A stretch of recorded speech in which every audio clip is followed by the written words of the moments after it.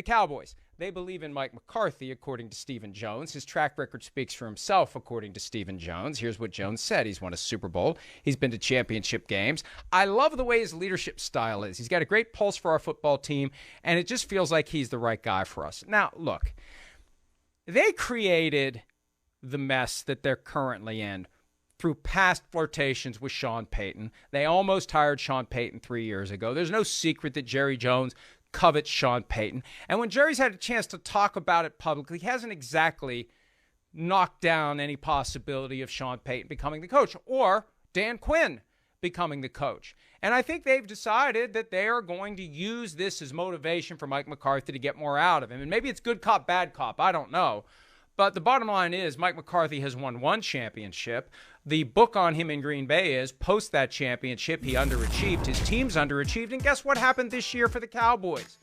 They underachieved again. So they can try to talk themselves into the idea that they've got a potential Super Bowl winning coach and a Super Bowl winning roster. And at times this year, they kind of look like maybe they could compete to get there. But one and done at home, wild card round, that's not going to make people believe it. You can make yourself believe it because you need to, because you want to, because you don't want to pay Mike McCarthy to not coach your team because you're too cheap to buy him out, which is just ridiculous when you consider how much money these people have. But that's what the Cowboys do. They don't want to pay people not to coach. So they're kicking the can for another year with Mike McCarthy. They're trying to speak something better than what they've gotten into existence. And we know where we're going to be a year from now. They're not going to have their fingerprints on the Lombardi Trophy. And we're going to be talking about whether or not it's McCarthy out and Sean Payton in.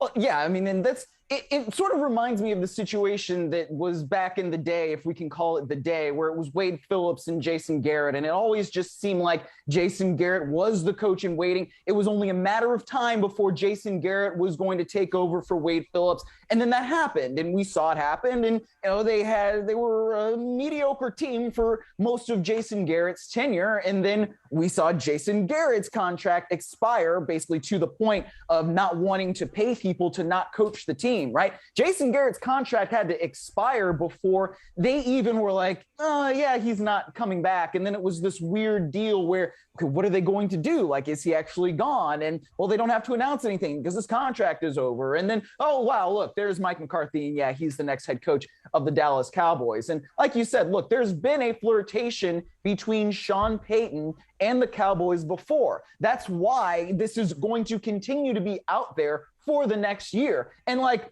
I don't necessarily feel bad for Mike McCarthy, but to act like Sean Payton is not going to be a cloud over everything that the Cowboys do next year. Imagine if the Cowboys start like 0-4, 0-5, 1-4, 1-5. What is it going to be? But, oh man, well, they're going to get rid of Mike McCarthy at some point. And either Dan Quinn's going to take over or Kellen Moore's going to take over. And eventually they're going to get Sean Payton out of whatever TV job it is. That's just the way it's going to be. And that's what the narrative is going to be, whether they start slow or whether they end up being one and done in the postseason again.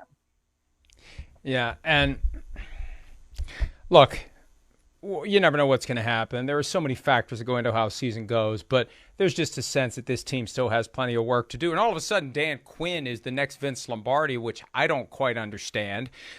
Their defense wasn't 85 Bears this year, right? He just was so much better than the crap that they had in 2020. When you look at their overall performance, they weren't among the best defenses in football, and this idea that he could have been a head coach somewhere else, but he chose to come back, I don't buy that for a second. If he turned down an offer to be a head coach with another team to come back to Dallas, unless that offer was with the Texans, I'm not buying it.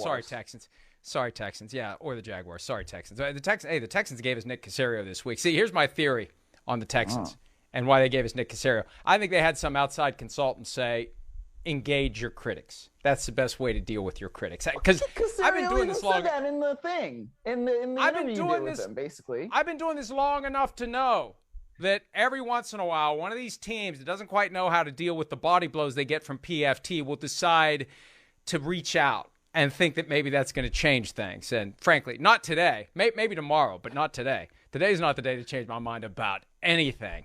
Yeah, I noticed that. I've had some of these days lately where I've caught a wild hair up my ass, and man, today is definitely one of them. It's kind of fun. Let's let it ride. Hi, I'm Mike Tirico, and thanks for watching.